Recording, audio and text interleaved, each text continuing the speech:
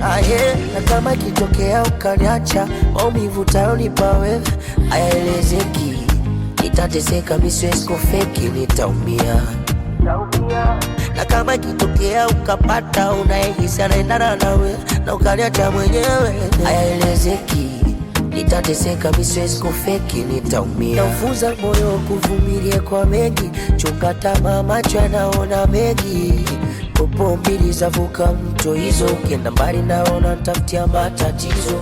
Siku ukienda mbali Ibra Tinga, oya! Kisikia mtaani wako unampata mwenyewe na kwa brother. Thank you so much. Niko nyumbani. Niko mara nyingine tena. Yeah. Kitu gani ambacho unajivunia kwa mdogo? Niko kwa mwanzo nilikuwa ni mgeni, lakini sasa hivi ni familia, so yeah.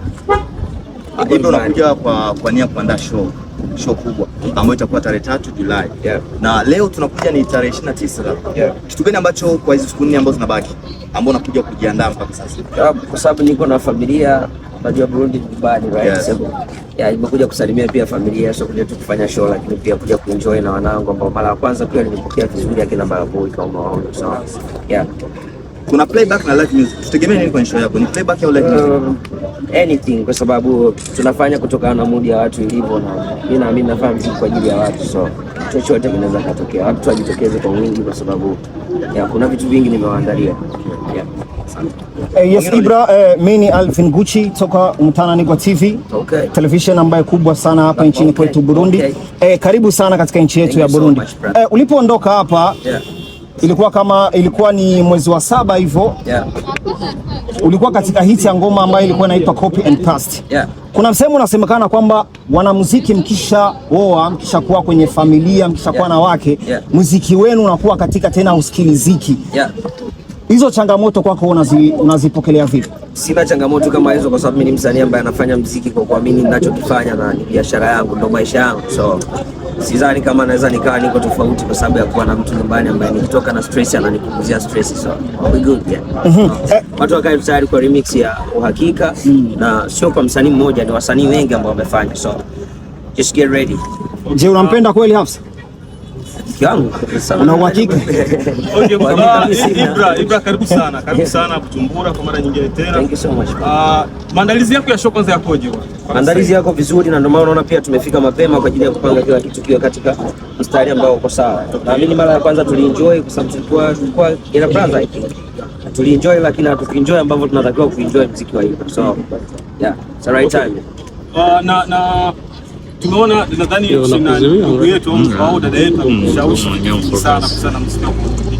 Kabla hujamuoa ilikuwa ni ngumu kumuona Ibra akifanya kazi na wasanii wa Burundi. Baada ya ndoa tumeona umefanya kazi na wasanii kadhaa wa Burundi. Nataka nifahamu kabla ya kukutana na mtoto wetu au dada yetu, na sasa hivi muziki wa Burundi unauonaje? Kama nilivyosema, Burundi ni nyumbani na nashukuru kwa sababu nimeshafika tayari. Wako wasanii wengine ambao natamani pia kufanya nao kazi kwa sababu mimi naamini kwenye vijana kushirikiana zaidi, right? Na mimi ni kijana, so na join na vijana wenzangu kama ambavyo umeona. Yes, kijana Ibra, karibu tena. Thank you. Swali la kwanza, tutarajie kuona performance yako wewe pamoja na Sadvi. Kuna nyumba ambayo umetengeneza pamoja na B-Face. Tutarajie kuona performance for the first time.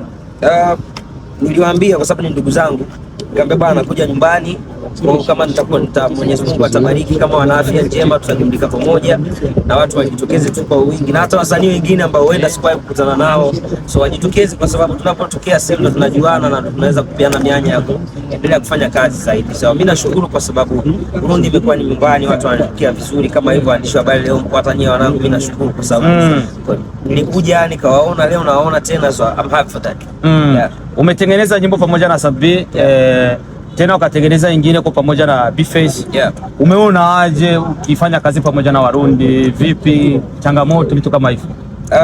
Namshukuru Mwenyezi Mungu kwa sababu tulishirikiana vizuri kwenye kushoot video, tulishoot, lakini tulichokuja kupishana kidogo ilikuwa ni time ya kuachia kazi, na ndio maana unaona kwa mfano kazi ya B-Face tulisema itoke mwanzo kabla IP yangu haijatoka, lakini imekuja kukutana na project nyingine na ndio maana haijapewa nguvu sana. Lakini ingekuwa mwanzo imetoka, ingekuwa leo kila mtu anaimba mambo yanafika. Watoto wananukia. Okay.